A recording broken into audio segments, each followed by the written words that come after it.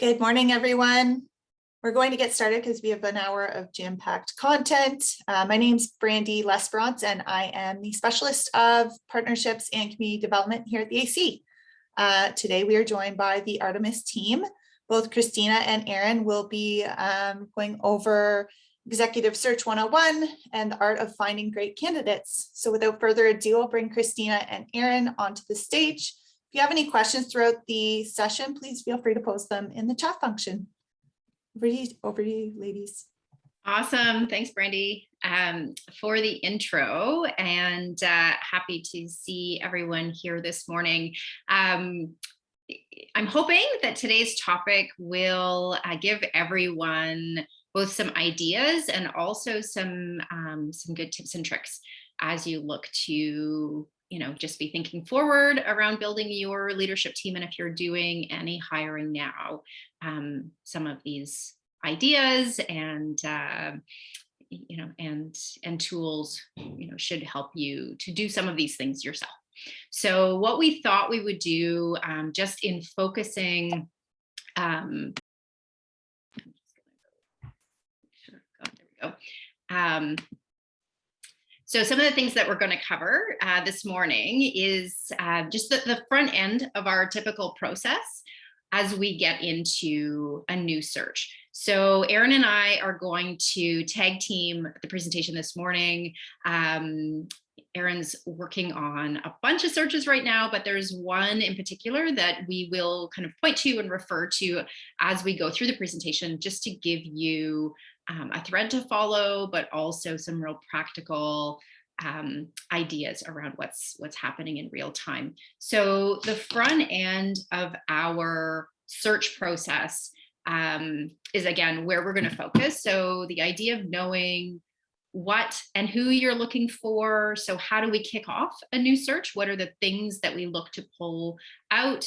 How do we build that candidate profile so that we know who we're looking for and what we're looking for? How do we dig into research? So where do we find the people that we're going to reach out to, and how do we create that target list?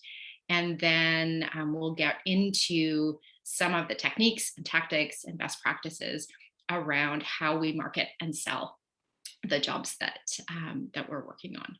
So, so the example that we're going to walk through today is a search that we're working on right now, where we're at late stages. So we can talk through, and Erin will give some examples around the things that she's done and what's worked, and why she's done those things. So this search is with a relatively early stage company, so a startup. They've just raised their Series A.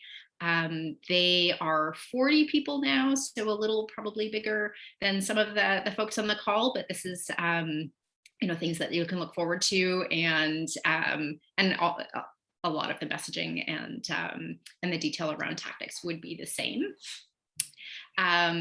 So understanding where do we start is really, hopefully important to you all. This company, again, as I'd mentioned, just raised their Series A, and maybe Aaron, you can kind of tell us a little bit about when we kicked off the search. What were the questions that we asked, and how do those answers really form the basis of our search? Yeah, so for this search, it's for a VP of engineering. So when we have our first kickoff, and Christina will go into some of the details around kind of company and how we use those details and ask those questions to paint the story. But more so on the candidate side, some of the questions that we ask to really dig into what we're looking for is what are the key challenges that this person's going to take on? So for this one, for VP of engineering, it's usually people, process, or tech. So within those, is it scaling a team? Is it building culture? And if so, what does that mean? Is it bringing in process? Is it bringing in tooling? So really trying to understand what are those key pieces that they're looking for. Also, how is success measured? So a year from now, if it's a stellar year, what are we hoping to be able to point to as success that this leader has either done with themselves or their team or brought to the company. So really thinking through how that success piece is going to be measured for the hire. Is domain important or not? So, are we looking for a VP of engineering with really specific domain experience, or is it a great VP of engineering that has just scaled from X to X? So really thinking through what is needed and what isn't.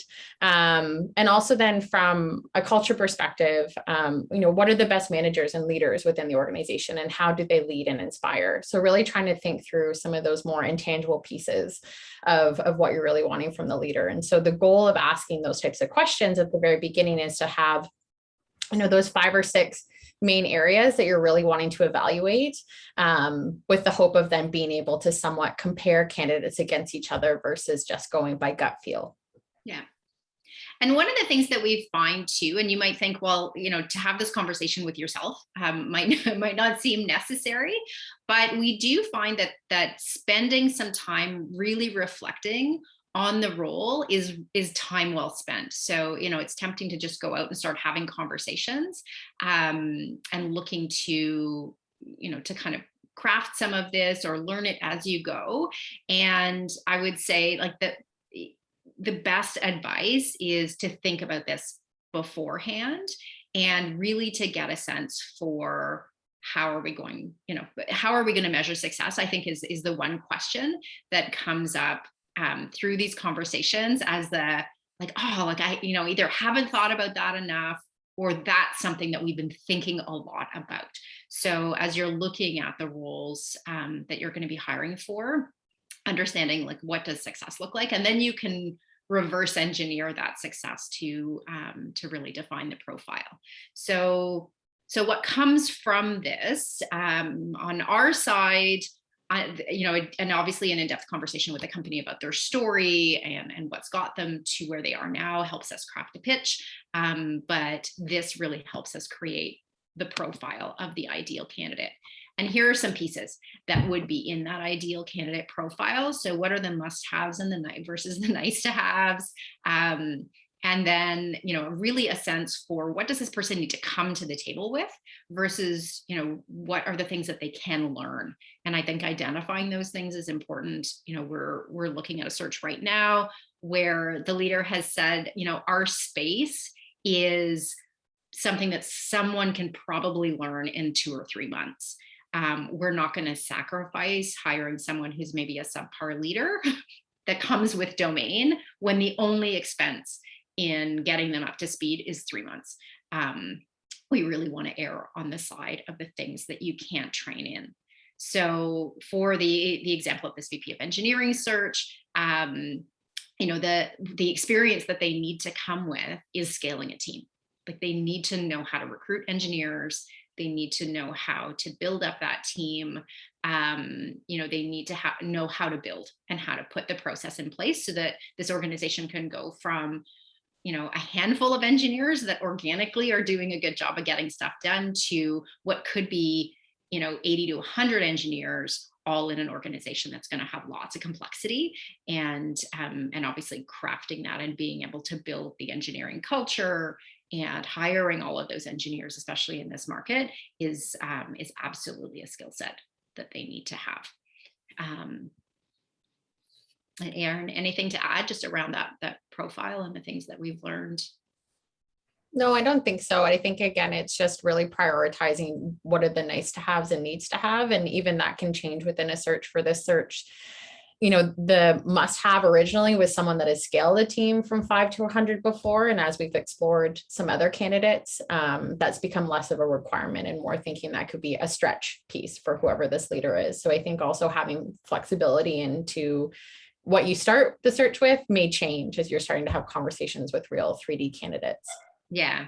Well, and I think in this case too, it's on a timeline as well. So we think, this leader is probably going to need to get the team to 50 or 60 people in the next 12 to 18 months. And that looks quite different. I have a barking dog in the background. Welcome to my house. But that's going to look quite different than taking that team from 50 or 60 to 100.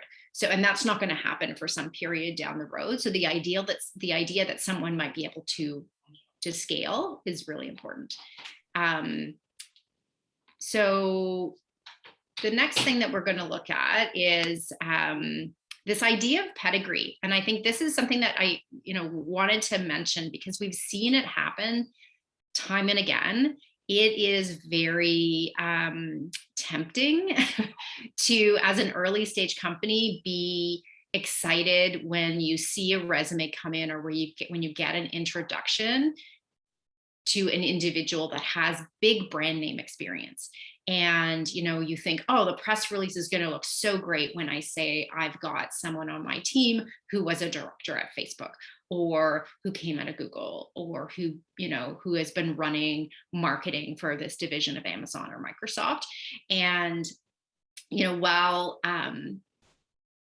on paper, that seems like a really good thing, because if you think my little scrappy startup is able to attract someone who has that kind of pedigree, that seems very flattering, and it seems like the kind of thing that your investors might like, or that might look good on paper.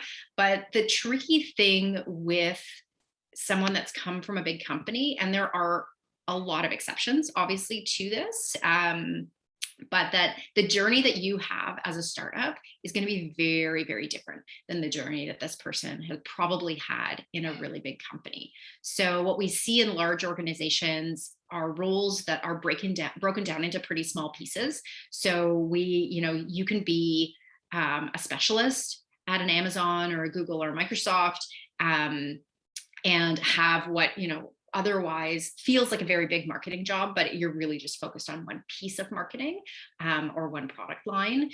Big companies have lots of resources, lots of cash, lots of support, expensive tooling, and odds are you're not talking to the person that built those things, because those big companies have been around for some time. So again, that experience is less relevant to your organization. On the sales side of things, we've seen it unfold, where sales leaders and salespeople that come from big branded companies really struggle in a lot of cases. Again, there will be exceptions, but they really struggle selling the technology of a startup, because the buyers are very different. You're looking for people who, are not looking for the safe, probably the safe solution. You don't get fired for buying Microsoft or IBM, but you're looking for people who are looking to innovate and looking to take risks, and you're looking to kick open doors with a company that probably no one has ever heard of, and maybe doing things that no one's ever done before. So that takes a very special skill set.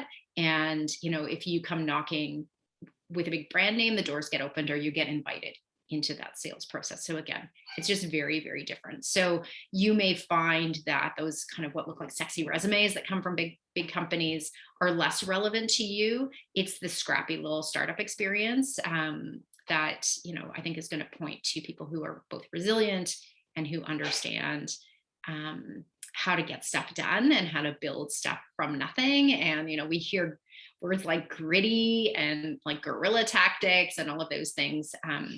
The real is it's absolutely a skill set and a mindset, and the idea that you don't want to hear that's not my job.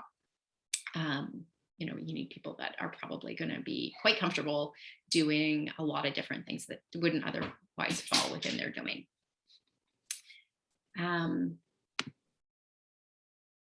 So once we have that profile and we have a sense of who we're looking for, and in some cases who we're not looking for, that's when we start to build out our target list and really get into research. And maybe Erin, you can talk to us a little bit about what it looked like to be building out that target list for our VP of Engineering candidate.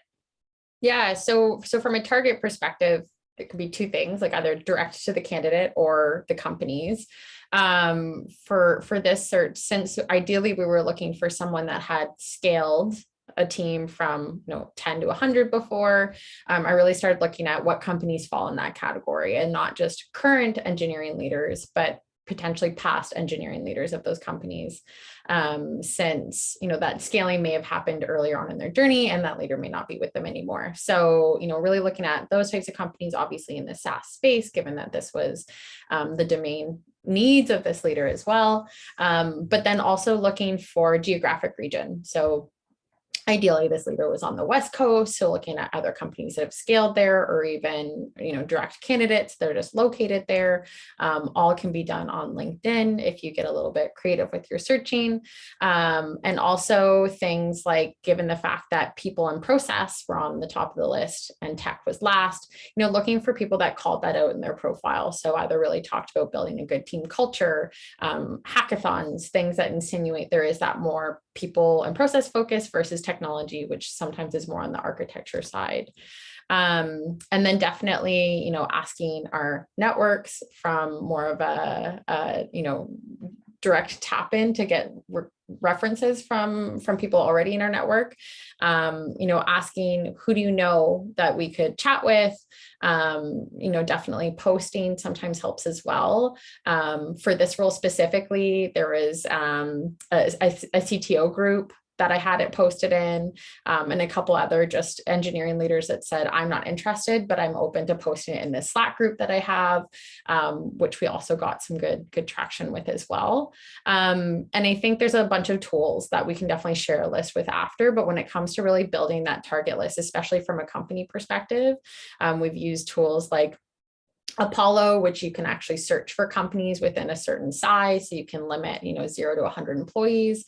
We've also used Crunchbase in the past to look for competitors, so less so applicable for this search, but if domain experience is really needed, then using tools like that can really help build that target list as well. Absolutely. And I think one of the things that, the idea of always be recruiting is something that people have talked about for a long time. And, when oftentimes, in organizations like today, I need, a VP of engineering. When do you need them? Yesterday. The recruiting for that role, in the ideal world would have started months before. But some good advice that I've, heard from one of the founders that we work with is from the time that he had the idea of starting a company, he started a list of people who he thought someday you're going to work for me, or someday, we're going to do this thing together. And every time he met someone, whether he thought now's the day or at some point in the future, it's like, I met Erin, she's a great recruiter. I'm going to write her name down. And don't write Erin's name down. but someday when I need a recruiter, I'm going to talk to Erin. And if it's not Erin, then Erin's going to know some good people. Someday when I need a good marketing leader, here's the person that I'm going to go back to, because you don't remember. We certainly rely on, this is our business, so we rely on a database. But even if you just, have a little book somewhere or a notepad electronically where you're keeping track of the great people that you bump into, so that you can go back and say, we met 2 years ago and you've stayed on my mind. Now I'm looking, is this something that you want to consider, or do you know someone? So keeping that list and building up that network, and certainly thinking through not only who can do this job, but who will know the person that can maybe do this job. Some of the things that we think about as we're building out our target list, we talk to our clients about who are your competitors. But when we listen to the stories of, where domain matters, where we listen to the stories of what that business does, to think through where are the parallel industries. So, e-commerce is interesting and it's very broad. What are the things that are like e-commerce? Maybe, so, there's parallels on the supplier side, or there's parallels in other markets. Certainly on the industrial side of things, we do see that there's very specific point solutions. There are other industries that have similar point solutions where those people might come from. So looking at that, keeping an eye on the M&A activity in your industry is also really interesting. So when one of your competitors or someone in your space or in your geography is acquired, some of those startup folks may be looking to do it again. So that's something that we're always paying attention to. Where are the organizations where, people might be ready for some kind of new adventure because they've lived out that particular cycle that they were involved in the first time around. So I think one of the things too that is interesting with recruiting is that it's often thought of as an HR function, and it often sits internally in an organization within HR. And obviously it's quite people oriented, but if you just kind of change your mindset to think of recruiting as a sales and marketing function within your organization, it'll be helpful, in terms of who do you delegate the work to, and how do you get that message out, which kind of leads to actually not our next point, but this is something to think about, but we'll get to how to set the hook in a sec. But around diversity, and Aaron, I'll get your thoughts on this as well, because I would say since founding the company 8 years ago, we have had a steady request for making sure that there's diversity in the candidates that we're presenting to a client. I know we could go on and have a whole other hour about why diversity is important. And I know that that the AC has had speakers in talking about that. So, suffice it to say, it's really important. And there's lots of reasons to be thinking about diversity, how to be intentional about diversity. Obviously, if you spend most of your time recruiting the friends and previous colleagues of the people that you have on your team now, you're at risk of creating kind of a homogenous looking and feeling organization, either because everyone's come from the same company or with the same experience or from the same university, or they've come from similar backgrounds. So the ask around diversity is not always easy to fulfill, but it's super important. So Aaron, for a search like this, with our VP of Engineering, what are some of the things that you thought about? Because diversity for this company is very important. Yeah, so posting on job boards or in Slack groups that are attached to underrepresented groups is definitely one way to at least get the word out, and also being really mindful with the job description. So there's tools out there as well to put your language in and make sure that there isn't a gender bias within the job description, which can really help people either self-select in or out just by reading the job description, especially as it's getting circulated within an engineering leadership community, and even doing things like using pronouns in keyword searches as you're doing some searching on LinkedIn can help increase the gender diversity of the pool. So just being really mindful with what you're searching and making sure that as you're finding candidates, they do represent a spectrum of not just gender diversity, but all of the other variables that can exist.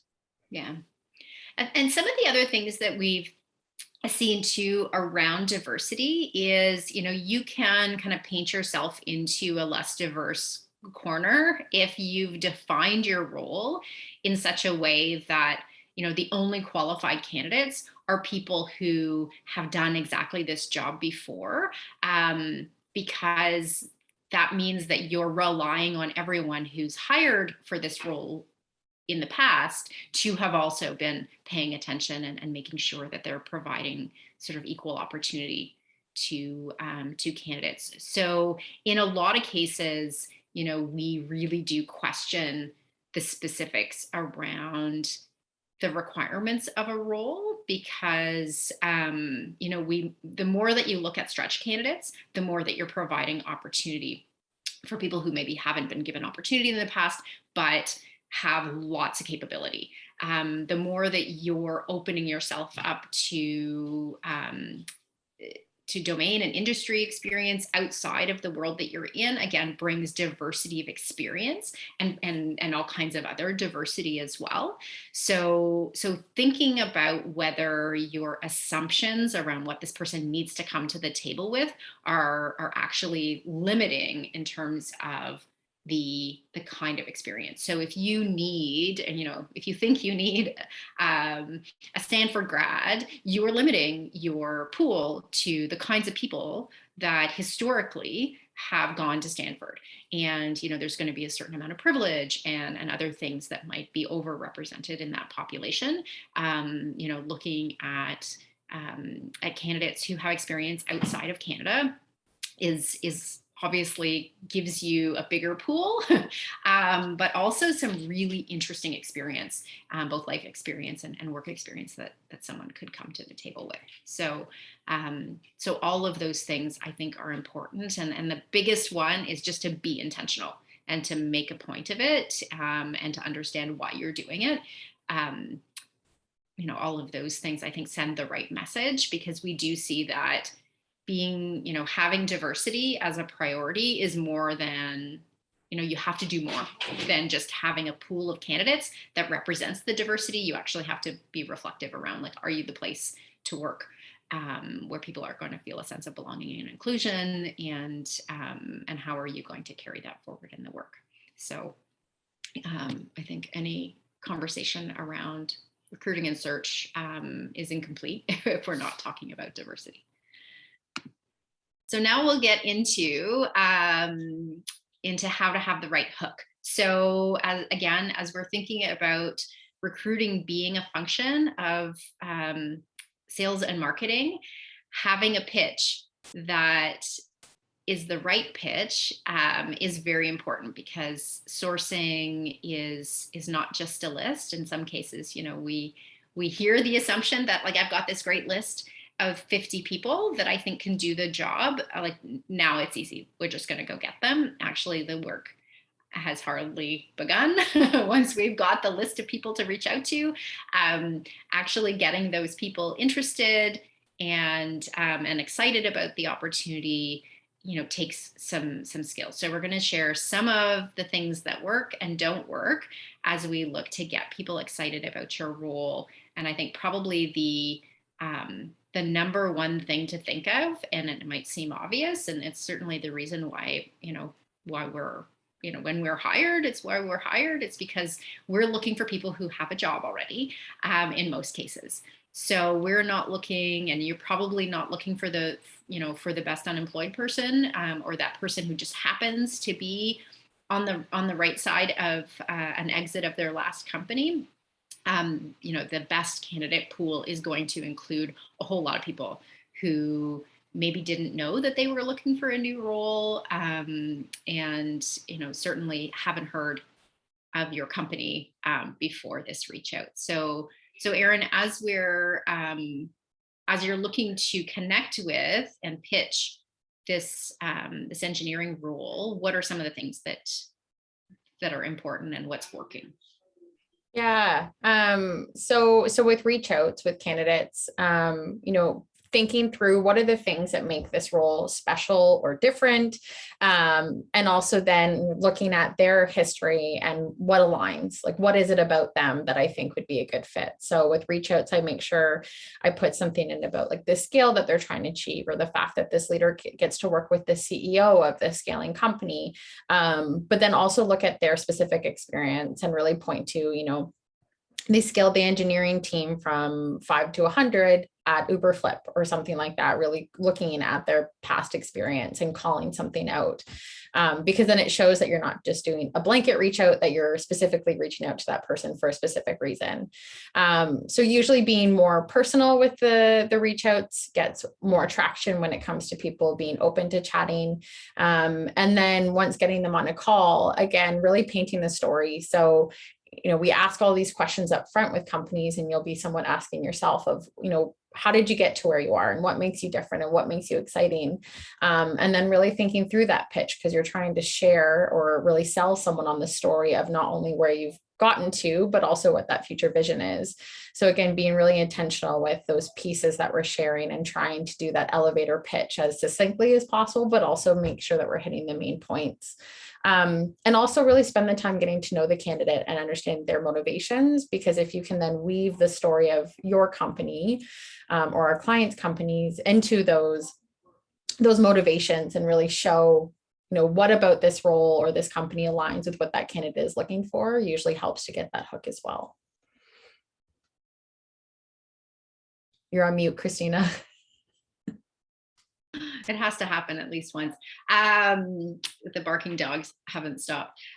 So one of the things that is, that Erin talked about as a good tactic to get candidates, or to get the names of candidates and to get referrals to candidates, is to talk to the people in your network.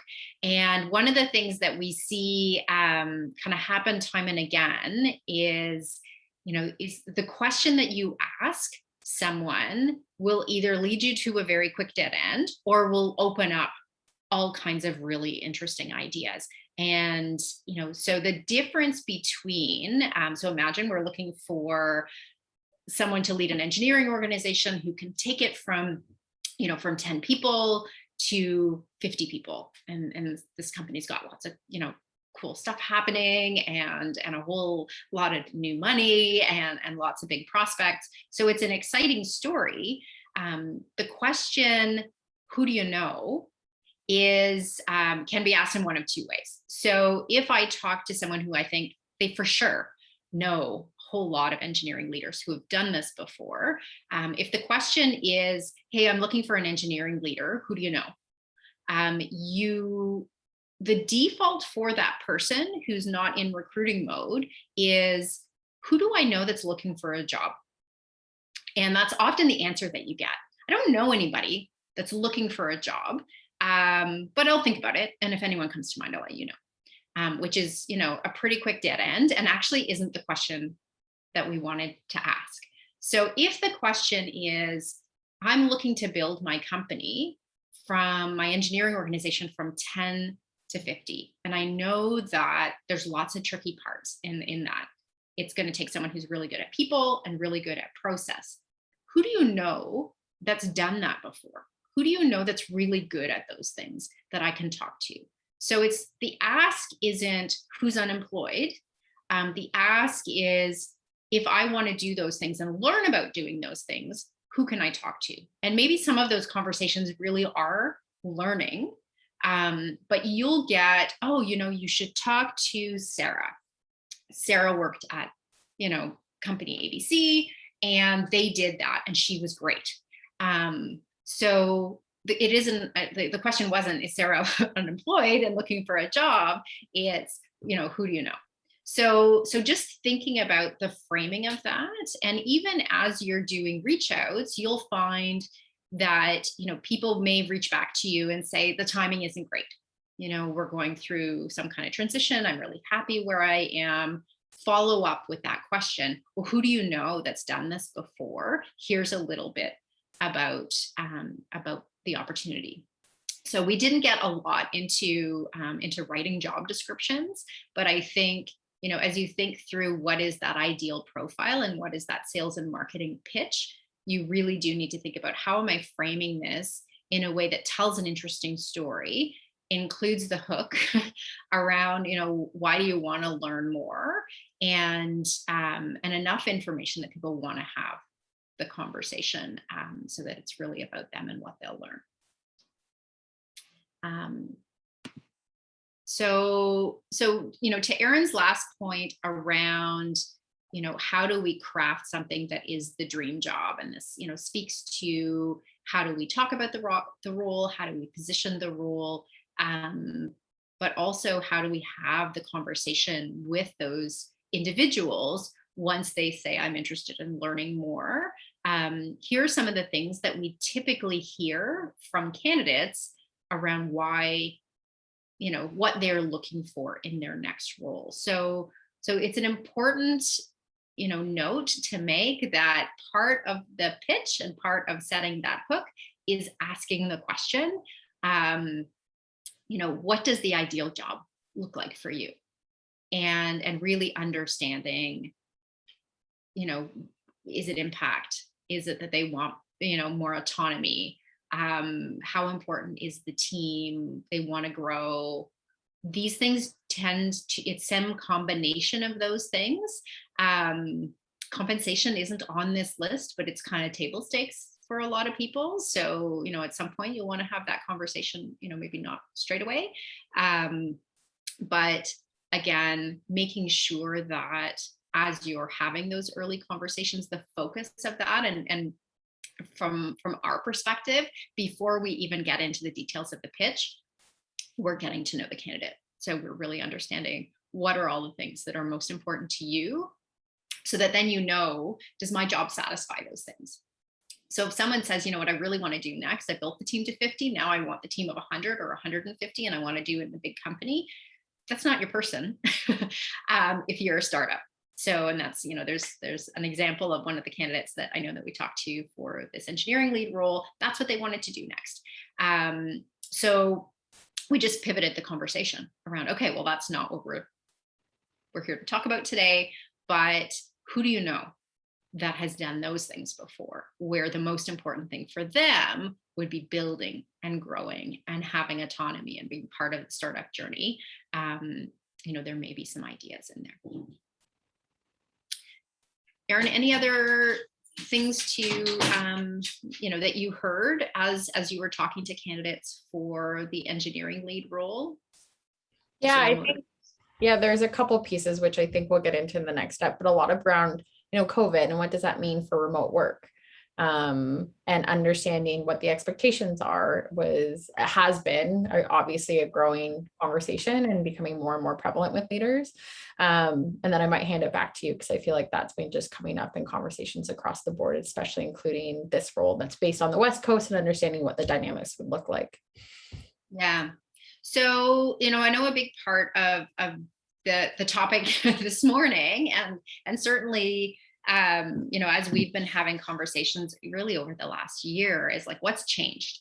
And everyone wants to know, like, how is the world of recruiting and how is the talent market changing with COVID?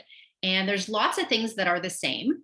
You know, people's motivations are similar, but there are some things that have changed. Location is the biggest one.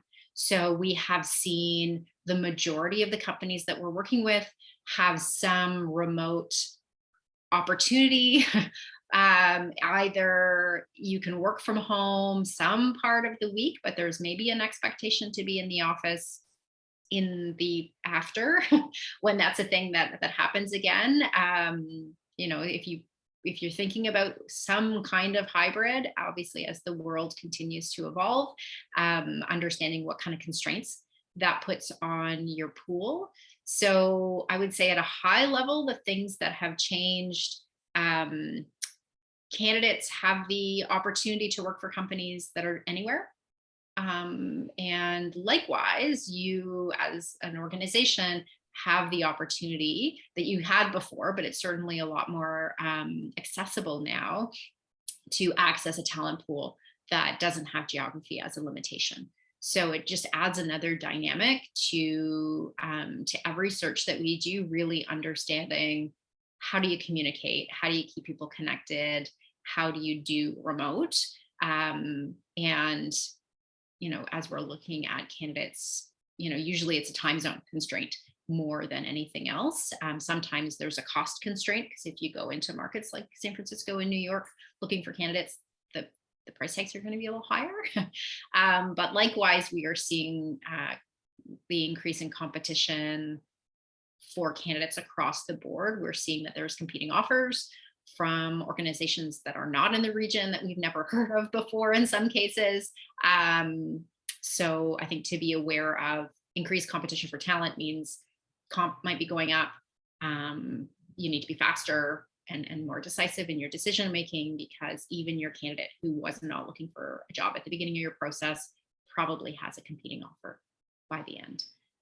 And I would say the other thing that I think has come from everyone having a little bit more time to reflect and to think about mortality and family and all of the things that, you know, as everyone kind of stepped off of their treadmills, you know, maybe back onto their treadmills depending on lockdown, but I think off of their career sort of just momentum is this idea that if I'm going to be working this hard, it better be important work. So this desire for impact and the notion of like, what is your company doing that is somehow tech for good has to be part of the pitch for us for it to be sticky. So people want to know that they're growing and that they're doing important work, either for their team or for their community or for the world. So that impact piece was important before, but it's more important now than ever before. So yeah, so I would say from a COVID perspective, that's, there's those things like location, we're not going to put the toothpaste back in the tube. Like it's out. People have their remote possibilities and opportunities. Some people want to be working with their team and they really miss their team. But I don't think it's going to go back to 100%. Because people certainly are used to the flexibility and having the daily autonomy to manage sort of where they work, how they work, what they wear to work, whether they have their dog at their feet or not, is all really important. So I wanted to make sure that we left some time for Q&A. So I'm curious to hear from all of you. What has worked? What questions were you hoping to get answered that maybe we didn't answer yet? Is there anything else that's come up that we can address for you in the next 15 minutes or so? So I don't know if anyone wants to use the chat. I know that there were some questions as we were thinking about sort of heading into the session, and maybe we'll get into some of those. And if there's more that you think of, feel free to again pop them into the chat. So one of the things that that has come up, and I think it's very topical, just around COVID and whether you're going back to the office, is this idea of vaccination policies and mandatory vaccinations, and whether that is going to impact your recruiting efforts specifically. So Erin, do you want to talk to, because I think that has come up for people that either are required to travel for work or spend a little bit of time in the office. Yeah, the challenge is that there's a lot of our clients that still their answer is we're not sure yet. And so they're kind of waiting to see what other companies are doing around them. But it's definitely, something that candidates ask. And I think at least having some type of answer around what you're thinking about is helpful, especially when it comes to if there's an expectation or at least a hope that these people will be in the office, understanding to them, what does that look like when it comes to a personal safety perspective? And, as candidates are thinking about, potentially, individuals in their lives that are at a higher risk, that is definitely weighing on them, their decisions of, am I going to go into an office that does have a vaccine policy? What does that look like? What does safety look like? What measures have been put in place? So I think being able to at least speak to those pieces is important as you're having conversations with candidates. Yeah. Yeah, and I think that, partly it's the conversation around remote as well, but around vaccination policies, tying that into your company values, I think is really helpful, and I think it demonstrates that commitment to, we care about our people, we care about the health and safety of our people, and and therefore this is a priority. And the idea that, we're hearing this, even from the scrappy startups that are coming out of accelerators, that like your family and your health come first. And we want to be able to make sure that they're demonstrating that they respect those things. So, so I certainly, would expect to see mandatory vaccination policies, or certainly, measures in place. And I know our local region has done a really good job having testing available as well. So if you do get together for a company retreat or something, you can make sure that that everyone's been tested, and you can ask those questions. And I'm not a lawyer, but there are some lawyers out there that have started to create those vaccination policies as well. So any other questions? I think you can probably, we're a small enough group, if anyone wants to jump off mute and jump in, they can do that. Christina, there was a question of how much do you use your own feeling versus logic in the selection process for candidates? Ooh, that's a good one. Do you want to tackle that one? I can weigh in. It's definitely a mixture of both, given the fact that you're working with humans. There isn't, a cookie cutter that you're hoping every candidate will or won't fit into, and it's as black and white and, you know, apples to apples as that. So I think, you know, feeling definitely comes into the conversation, especially when you're talking to some of those intangibles of, you know, we clicked, or, you know, it felt right. But I think that also then comes down to what Christina started the presentation speaking to, is really being mindful and intentional with what are those top priorities that we're always screening for, because it's really easy to get caught up in conversations, and we do it sometimes with candidates where you just really feel like there's a connection, and then you're having to go back to, oh, right, what were the things I was really wanting to dig into here. So I would say, as much as you can, focus on those top requirements that you've outlined at the very beginning, because then when you get to the end of the process and you're trying to make a decision, yes, obviously gut feel is coming into the conversation, but you're able to rely back on, no, this candidate, you know, I love them, but they didn't have these top 3 things out of the top 5 that we were really looking for. Yeah. Yeah. And I think documenting those things, and it's something that we've kind of implemented across the board as we're doing a search, because we've found that, especially when you have multiple people on your team collaborating on the recruiting process and the meetings are not happening together. So you'll meet a candidate, your co-founder will meet the same candidate.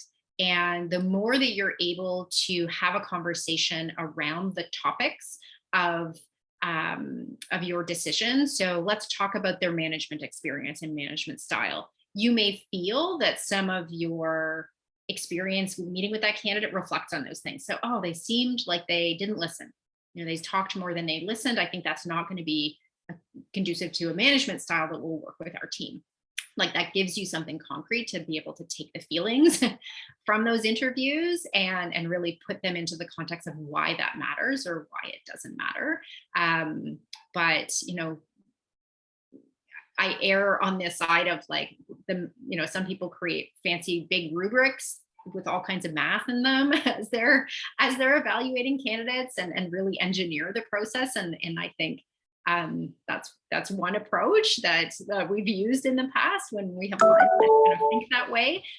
But it does boil down to being able to take those feelings and apply the logic, because I think you do trust your instincts. So when you feel like someone is ticking all the boxes, but it doesn't feel right, take the time to understand why it doesn't feel right, because there's something there. One thing that we always know is that when someone's like, nah, probably not, let's put them on the back burner, they never come off the back burner, unless it's something like we love them, but they're missing this piece and I have to wrap my head around how we'll close that gap. And sometimes it's closing the gap with someone else on the team, or with some training, or with just a change in mindset in terms of how the job is designed. Well, Christine, I know, and if anyone else has another question, feel free to ask, but I know a lot of our clients are asking us, you know, especially as location becomes less of a barrier, how do, you know, our Canadian clients compete with US companies that are attracting talent now in Canada, since location isn't as important as it was before? Yeah. And that's absolutely a good one. So, you know, we've had, I can think of an example of like a local startup. You know, the candidate had never heard of this company and they had a competing offer from a fairly big US-based consumer branded tech company. So how do you compete with that? Because those companies have really deep pockets, and you have to understand the candidate's motivators. So, you know, if you've had the conversation with the candidate around impact and around access to leadership and building a Canadian company, if those things matter to the candidate, then you just have to make sure that they stay front and center, because we do find that by the time you get to an offer, sometimes those things that made that candidate really enthusiastic and excited at the beginning of the process are no longer top of mind, especially if that process has taken longer than it should have, which is another just plug for keeping things expedient. But, you know, pointing to those motivators, you can't always compete on compensation. If the lever of equity is available to you, then that can sometimes close the gap. but understanding what's important to you in this job that you're going to come to every day and you're going to pour your heart into. Is it impact? Is it working with a local team? Is it tackling this challenge that we're tackling? And if you're employee number 4,000 at this company doing this very specific job, again, that's going to add some product pedigree to your resume and some zeros to your bank account perhaps, but does it satisfy those? And you can't, sometimes it doesn't satisfy the motivators, but you really just, I think, need to understand what those are, and be able to tell your story. It's, if you've gone looking for financing, a lot of the same lessons apply, right? So you're asking for someone who can put their career, or in the case of investors, they can put their dollars into lots of different places. Why would they put what is a very limited resource in their career into your organization? And they will need to hear a very similar pitch to your prospective investors. So around why we're going to win, and why is this an exciting market, but then add in, and how is it going to feel every day when you come in and work with us, and what are you going to be able to accomplish? So, people want to go back in time and be one of the first employees at Shopify, and any sort of name all of the companies that you admire that are farther along, and you have to figure out how do you position yourself as being at the very early stage of one of those stories. And I think too, from a tactical perspective, we've also seen some of our clients that can't compete on compensation, putting clauses into the offer of, after our next round, equity would increase to this, or salary would increase to this. So that also then helps if there is a big delta there when it comes to compensation, hopefully close it a little bit, but also then have the investment of the candidate that they're really looking at the long-term vision and wanting to be there to make those next milestones. Yeah, absolutely. And being able to, autonomy is a big one. People want to be able to build their team. They want to be able to put foundational stuff in place. They want to be able to, if they've been part of something that has been good and bad and, everywhere in between, the idea of being able to write the story right from the beginning is really attractive to a lot of people. So I think the startup opportunity is exciting for lots of people, but they do want to understand things like stability, understanding sort of who are your current investors, is this market make sense, all the things again that your investors are probably curious about. Awesome. We've got another 5 minutes. I don't know if there's another question from the audience.